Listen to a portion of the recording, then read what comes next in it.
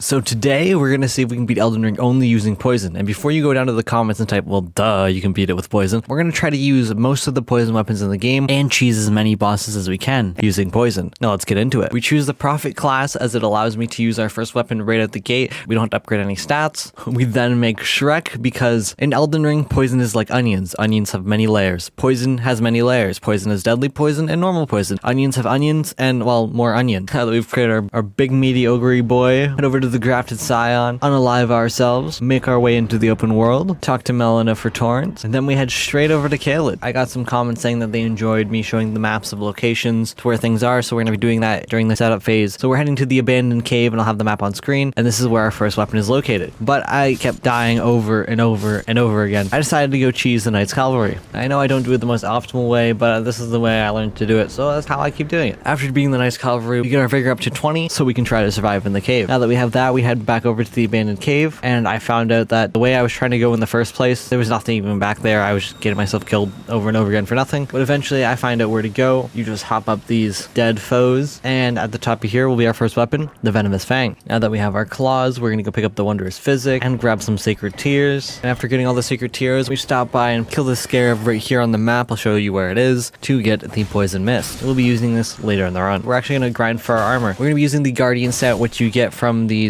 Erd Tree Guardians. There's the little guys with the stumps on their backs, and they're found by most minor Erd trees. We're gonna go to the one in Looping Peninsula and just keep killing them until we get the full armor set. I thought this armor was fitting because they're the first enemy you encounter that can actually deal poison damage, besides the little flowers. But once we have the full set, we head over to Margit. And you guys said in the last video that you preferred when I actually freestyle, just talk over the video instead of writing out a whole script, because it sounds more human, I guess is the best way I could put it, where it's not just, it doesn't feel as YouTubery. But yeah, we start smacking up Margit, we give him poison here, and once he has poison, I just sort of avoid him, because for the most part during this run, I want to let poison do most of the work, so I'm only going to hit when absolutely necessary and just sort of stay back and let poison do the job. Dodge away here. I do mess up a couple of my dodges, but it is what it is. The poison runs out. It did around, I don't know, I want to say the poison by itself did 800 damage, so it's a pretty good chunk. Obviously, Rot is definitely better in this scenario, because I think this weapon does give deadly poison. In comparison to Rot, it's so bad. But I did have a lot of fun using these claws here, as I never really used claws or any sort of daggers before. It was a nice change of pace. The moveset was really fun to use, really fast, and does a lot of damage. Yeah, we give him poison again, and we just sort of wait it out. And yeah, I heard you guys loud and clear in the last, purchasing rune services is not good, and I was unaware of that beforehand, or else I would have taken the sponsorship deal. I won't be taking a rune service sponsorship in the future. I was unaware of the negativity behind all of it, and the way I looked at it was, if it was for more so the people on console that didn't have the access to these mods that can get runes and didn't feel like grinding, because I know there are people out there like that, but I understand both sides, so yeah, I will not be sponsoring with them again. It looks like we've given Margit the poison for the last time and end up killing Margit. That was a pretty quick fight. After killing Margit, we head out here in the Stormveil castle. We parkour over to this rooftop. We climb up this debris here and make our way up this giant ladder to grab the Claw Talisman, which is hidden all the way up here. What this does, it enhances jump attacks, which very useful talisman, as I am the man of jump hits, and I will always go for those jump attacks when I see the opportunity to. Now that we have that, it was time to fight Godrick. So we just run down to Godrick here and get a little jump hit in, doing a nice 170, go for another jump hit 220, go for another jump hit 440, and then we start just laying in on him. He has poison, so we're just gonna back up and allow him to do his ground pound, use this opportunity to heal. He does his little jump attack, then we go for a jump hit, and for the most part, we just sort of, similar to the Margit fight, we just want to stay away from him unless we can see a clear opportunity to get a hit in. We just want to let poison do most of the work, because we're going to try to beat most of these bosses by doing the least amount of effort possible, similar to the Scarlet Rot run. If you haven't checked it out, you should go check that out after you're done watching this video. You guys gave me some good suggestions for the bleed, because I said I wanted to do a challenge run of every status effect, and for the bleed challenge, I think I'm going to do, I can only use one weapon per boss, and let's say I use Reduvia to kill Margit, then I cannot use it again, and once I kill Margit, I get access to +1 on the next weapon, or if it's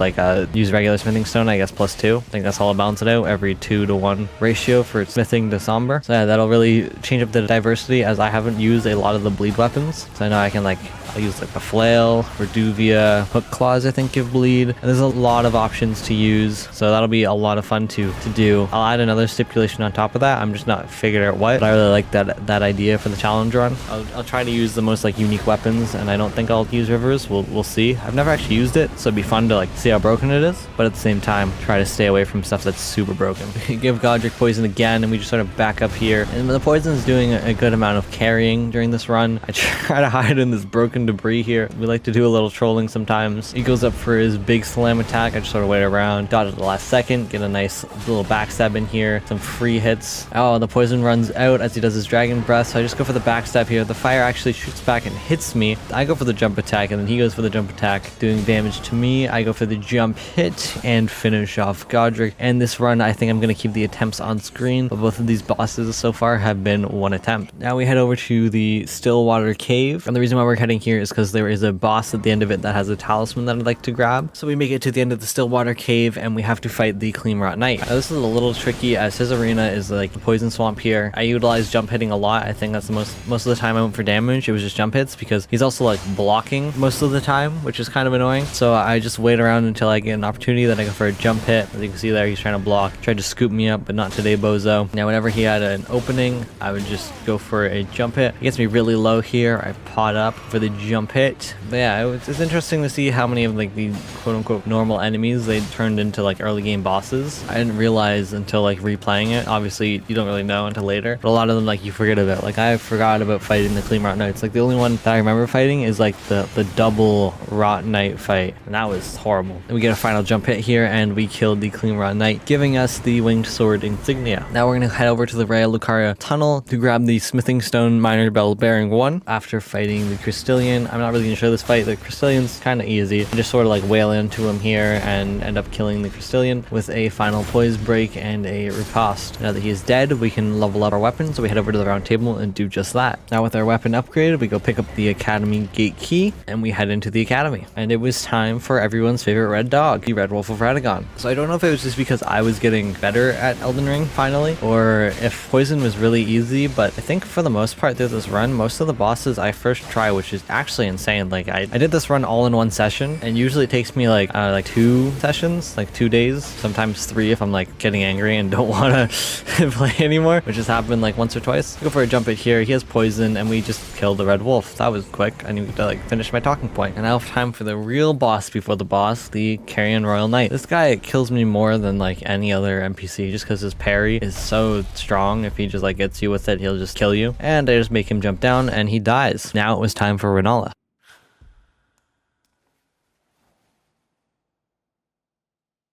What are you doing in my swamp?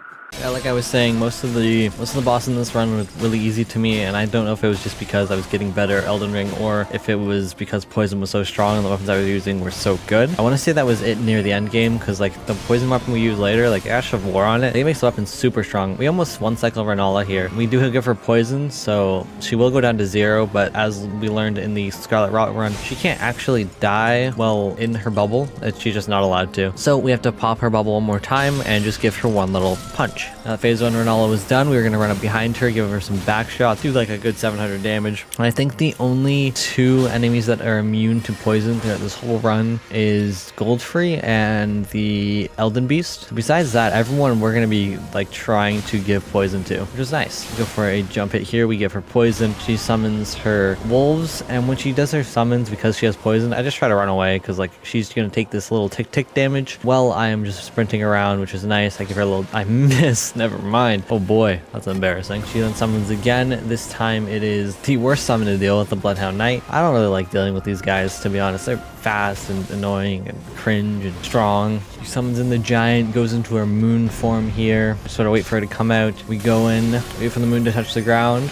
Let me go in, give her some smacks, give her a big old jump hit here, give us that power up, and kill Rennala. Then we make it over to the round table hold to get our other talisman pouch because I forgot to grab it earlier. Then I go grab the Dectus pieces. After that, it was time to head up the Grand Lift of Dectus. Once we were up in the Altus Plateau, we head over to Mount Gelmir because there's this cave hidden up in Mount Gelmir called the Volcano Cave. I'll put where it is on screen here. This is where the second weapon we're going to be using is located. So we just run through this cave. We're not going to fight the boss or anything. We're just going to grab an item out of it. So we find this little ledge, we drop down, we run into the side room here, just sprint past all the enemies, they don't really matter to us, and we pick up the coil shield. Now this will be super useful for the next part of the playthrough, as it does really good against human players. It's Ash of War gives poison like very quickly, so it'll be very strong. So we head over to the Volcano Manor and we start Tanith's questline, as this is where one of the next weapons we'll be using is hiding behind is this questline here. So we grab the first letter and we have to go assassinate a couple NPCs. The first one is located down in Limgrave, so we head over there. And what we do for this fight, when we invade the NPCs here, we'll just use the Viper Bite on the coil shield. It'll give them poison instantly, and then we just run away. Because they're there, we don't have to fight them. They give us a nice open area. They'll never catch up to us. So I just run in circles, and then I give him poison again whenever he runs out. And I just do this until he dies. Because the Viper Bite is pretty strong. It does like 150 base damage by itself, and then it like almost guarantees gives poison if it connects. Very strong shield just for giving poison. So we use that on this NPC until he eventually does die, giving us a rune arc and the skilled armor set. But none of that really matters to us. We just want what's next. We head over to Tanith again, tell her that her bounty has been hunted,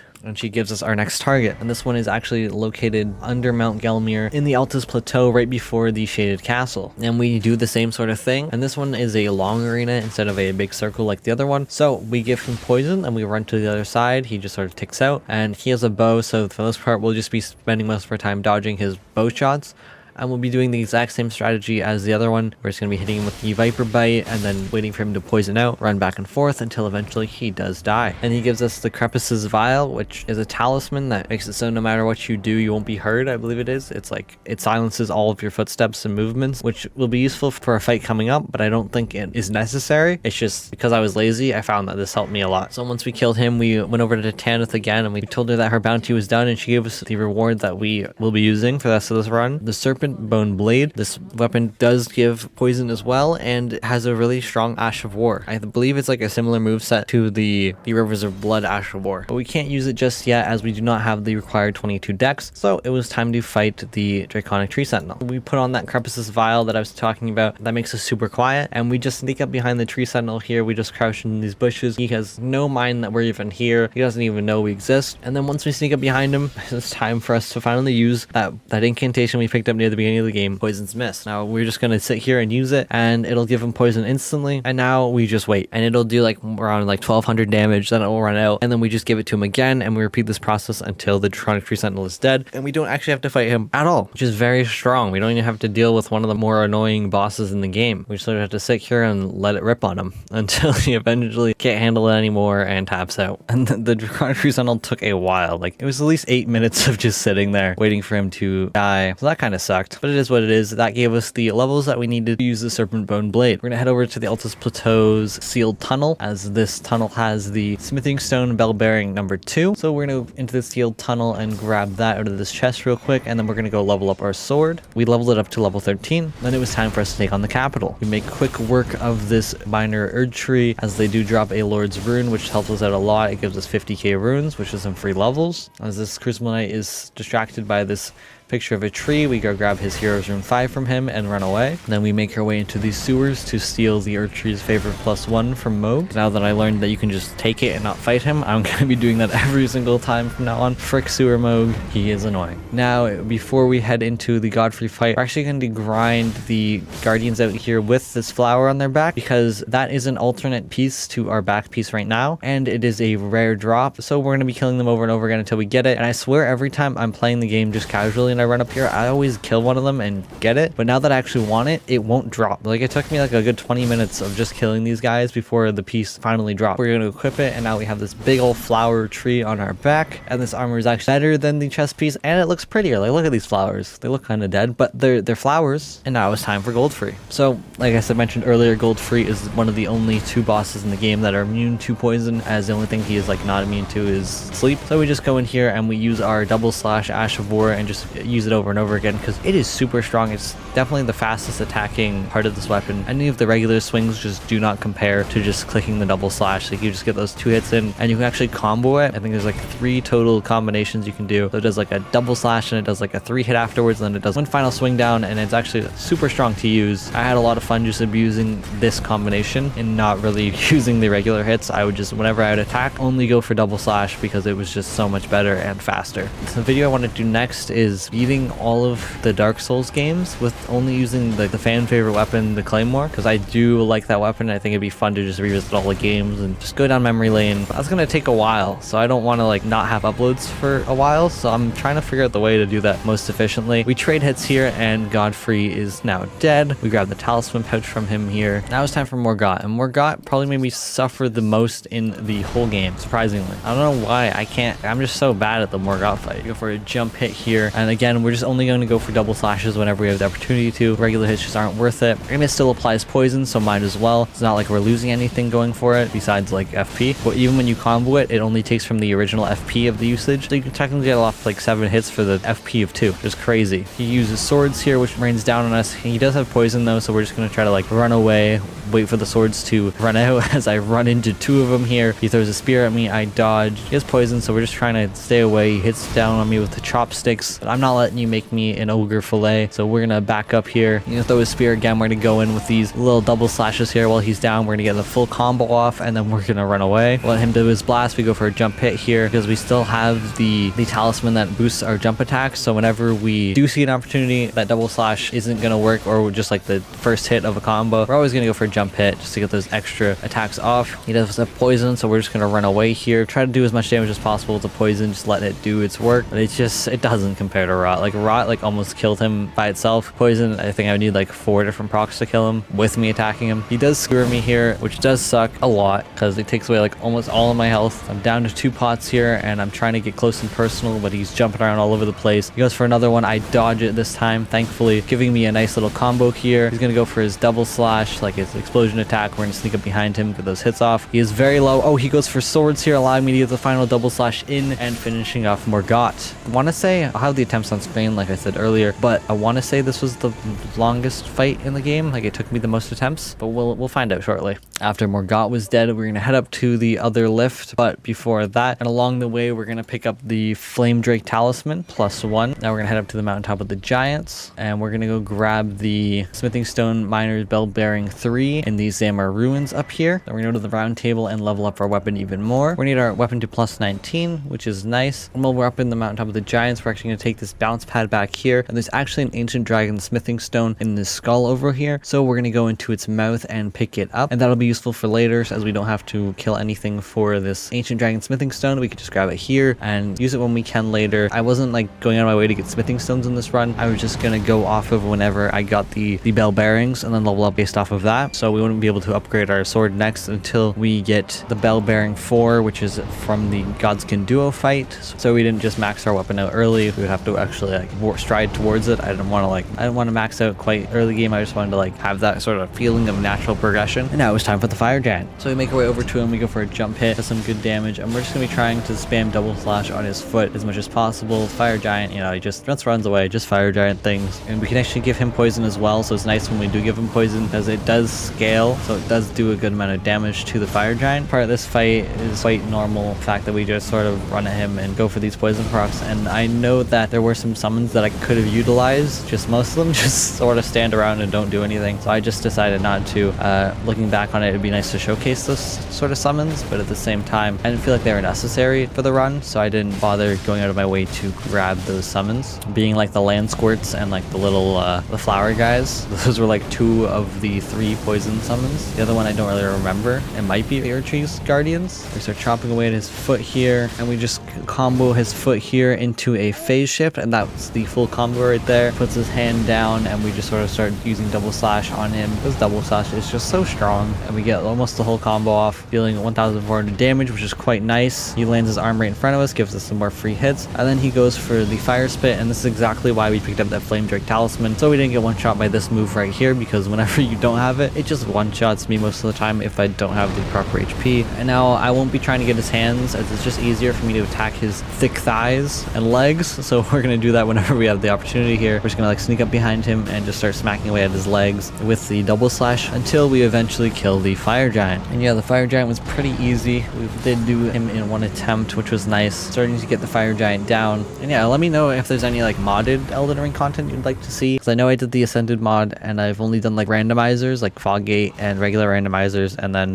besides that, Seamless Co-op was like the only mod I've used. So if there's any like other mods, like I know there's Garden of Eyes, I've seen a lot of things about Convergence, if I believe that's the name of the mod. And yeah, just let me know if there's any other sort of modded Elden Ring content you'd like to see, because I'll gladly do it. Mods always spice up the game. I'm always down to try them. Head over to Farum, Azula. Once we were here, we make our way straight over to the Gods Can Duo fight. Maybe this one took me the most attempt. Now I'm thinking about it, it's either Morgott or the Gods Can Duo. Gods Can Duo definitely felt the longest, because anytime I would get it close and I would die, it would take so long to get him close to dying. This fight was just so long. So we head into this fight, and immediately what you want to try to do is run to the right and try to separate them, because usually the skinny one here will run to you while the fatty takes a sweet time, giving you some time to get some damage in before he can get to you, which is always nice. We always try to just separate the two, which feels very hard at times. They like to just switch who wants to go aggro on you. Like sometimes the skinny boy will just run back and be like, no, now I'm just going to throw fireballs and let the big boy come at you. I'm not going to fight you. So we actually give him poison here, and the poison brings him into phase 2, which makes it nice for us, because when he's in phase 2, he's a lot more aggressive. He'll be throwing fireballs less, so he's going to try to run at us. So it'll be easier for us to try to get them separated. Yeah, we're just going to hide behind pillars, and because he's poisoned, he's still going to be taking damage. Use the pillars to your advantage, try to separate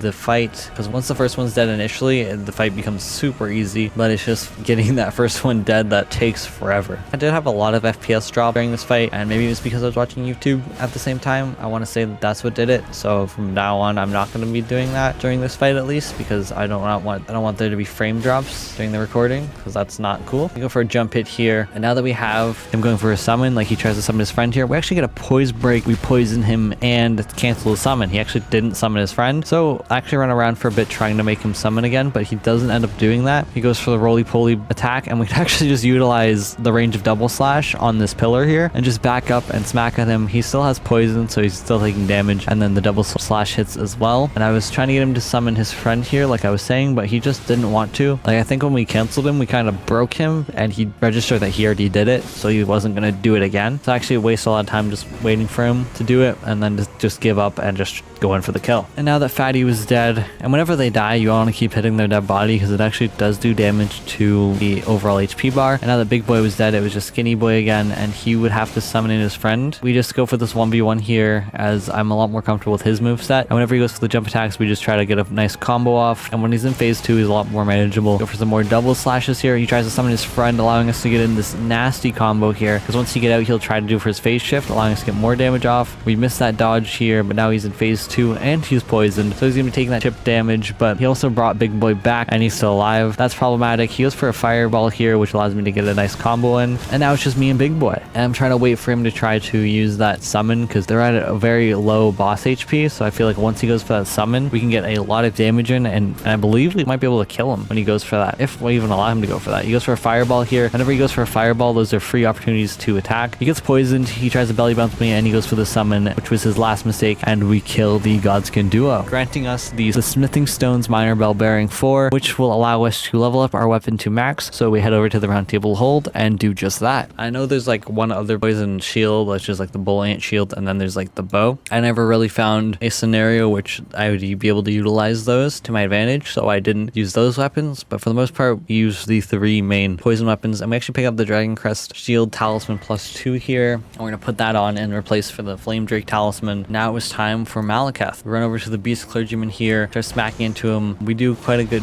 amount of damage with double slash. It's just a matter of finding in the good places to attack. It does quite a lot of damage to us as well. Yeah, the DPS with that Ash of War is just so strong, because it attacks so quickly, allowing you to get like 2 hits in windows where you would only be able to get 1 hit normally. The only problem is if you go for the wrong time, you are locked into 2 hits. Like right there, I just got damaged because of it. And the Beast Clergyman was kind of a pain, because they just kept throwing stuff at me, doing damage, because I was not warmed up up for this fight. I wasn't really ready for it at the time going into it. I was just sort of like winging it. We give him poison here, which then I'm like, oh, we got poison, time to run away. So I just hide behind the pillars and wait for the poison to run out. But then I look how much damage it's doing. It's 20 to 30 a tick, which isn't a lot of damage. And I realize that he's not going to die from the poison. He's not going to do his phase shift. So I decide to just go back into the fight. We go for a jump hit here. Phase shift the clergyman into Maliketh. And now Maliketh was actually a lot easier this time. We just stay close to him and we do so much damage with our double slash that for the most part we'll be able to get close to him and get this combo in quite a bit, as he goes for that slam attack so often. As long as you're just standing in front of him, it won't hit you. He then goes for this attack, which the flurry of slices there does so much damage to me. I try to back up to try to avoid him going for it again. He lands behind the pillar, but look at the range on this attack. Like, he's so far away from me there and he just hits me with it. I get caught in this attack, which isn't looking good because if you can see his health, he has quite a bit left and I have no more healing pods. So I just have to stay close to him and pray to God that I can kill him. And look at the damage that full combo does. I don't know how I don't get hit right there, but I'm gonna take it. We go for the full combo here and we just do so much damage. He hits me, but he's very low. He goes for the slam attack and I finish him off with a regular hit,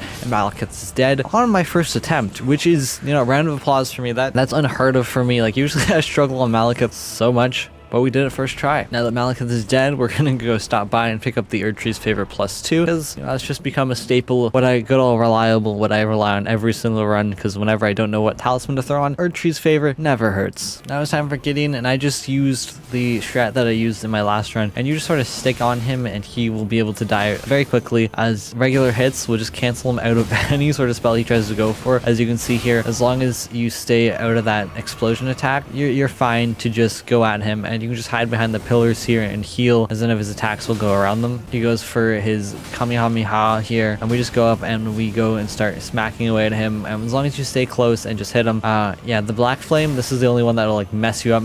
Besides that, like every other spell, he gets canceled out of. Once you get the right opportunity, you can just smack away at him, as now we just play super aggressive. As long as we're bobbing and weaving, his swords will miss us, and we can just go and smack. And we always gotta pay attention to that bubble on his chest, because we don't want him exploding on us. We give him poison, so we take this time to heal, and then we go back in and that explodes, doing a lot of damage. We back up and heal, and we just run back in and start comboing Gideon. We dodge his swords. He tries to emote on us, failure, and then once we get him stuck in this corner right here, there was nothing he could do. He just sort of stood here and just took the beating. He didn't try to dodge, he just kept trying to summon for whatever reason, and we killed Gideon. Now that Gideon was dead, it was time for Godfrey and Horalu. We give him poison quite quickly here, which I use to then gain my space, because when he has poison, then I feel more comfortable running away and healing. I don't feel like I'm wasting time, because poison will be doing the damage. And whenever I get a chance, I just go for double slash, because double slash is just so good. 4,000 concurrent damage here. Go for more double slashes. He goes for the big earth pull up. Go for more double slashes, and we just try to stay close to him, dodge most of his attack, and stay behind him if you can. He goes for the big slam here, so I go to heal, dodge, and go for the double slash, and I try to get the full combo off, which does poise break him, which is very nice. We go for the repost here, doing a lot of damage. Then I go for the jump hit, but he still has iframes, and yeah, he's still poisoned, so we hit him once here, and then he phase shifts into Horalu. Now we just try to play off his grab attacks and do double slashes and try to give him poison, because Horalu will be a lot easier to deal with if he is poisoned, because then I can just run away forever. It's one of the few bosses that you can just sort of run away from. He won't really catch up to you. He'll try to, and he'll try to grab you. Whenever he tries to grab, I use that as an opportunity to smack him up. They had someone commented asking what is my favorite status effect so far to use. I want to say Rot. Rot made me think outside of the box more than most, because I didn't have access to my first weapon until the Altus Plateau, so I had to find a way how to get that without murdering anything, so that was a little bit different. And then the Rot Dog, or someone commented the Rottweiler, but I had the most fun with Rot so far. It was one of probably my favorite status effect to use so far. Sleep was really fun too. Poison was easy, and it just felt like a worse version of Rot, so it was like meh, it was sort of like mid-tier. Frenzy Flame was annoying, because nothing really gets madness, so it's just kind of like, it's cool, but it's like, whatever. Sort of felt like a normal run for the most part. And then Frostbite was also fun, because the Death Poker is broken, so abusing that was alright too. And I want to try to find a mod for Deathblight, because I think that could be a lot of fun. Yeah, because he's poisoned, we just run around, and whenever he goes for the grab attack, we go for the kill. And and Horaloo is dead. And now it's time for the final boss. But before that, we're gonna go grab Godrick's Great Rune, throw it over the Stormveil castle and pick it up. And now it's time for Radagon and the Elden Beast. So we just run into this fight and do our full combo off the bat, doing 1600 damage, which is nice. And whenever we get the opportunity, we just go for double slashes. If I were to change anything about this playthrough, I would use the daggers more, because I had a lot of fun. I had more fun using the daggers than I did the Serpent Bone Blade. It's just like, it felt pretty bad without the Ash of War. And with the Ash of War, it felt like too strong in a sense. I was just being carried, because you don't feel like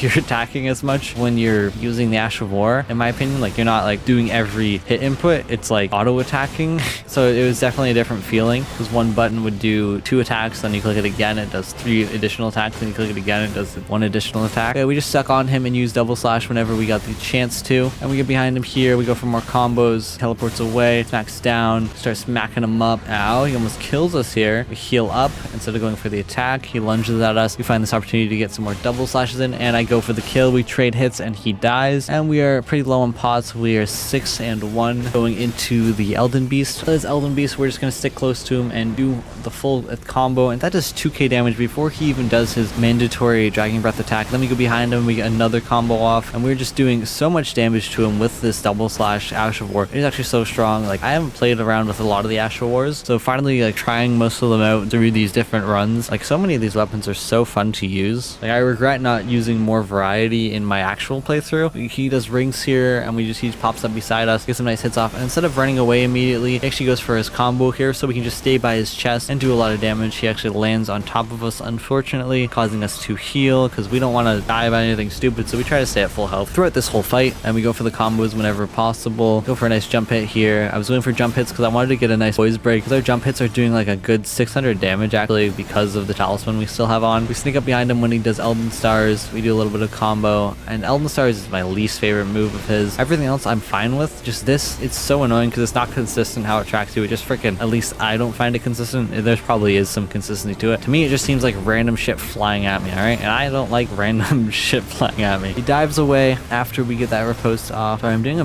bad job of commentating the actual fights here, because I just have so much to talk about. That's why I kind of miss about the other style of videos I was doing, the commentary videos. I might try to bring this back. I just don't know it's worth it, because they, like, growth-wise, the challenge videos have just done so much better. So I feel like obligated to keep doing them. I want to grow as a YouTuber. The algorithm seems to like to push these sort of videos. People like clicking on them, so I'm going to keep making them. And yeah, we kill the Elden Beast here with poison. And that answers the question, yes, you can beat Elden Ring with poison. Now that it is all ogre, we have taken our spot on the throne as Shrek the Elden Lord, sitting in our Souls-like poison swamp throne. Look at him. What a beautiful beast here we have. Majestic man. And yeah, that is all that I have for you guys. I will see you in the next video. If you are new around here, make sure to subscribe, and I will see you later. Goodbye.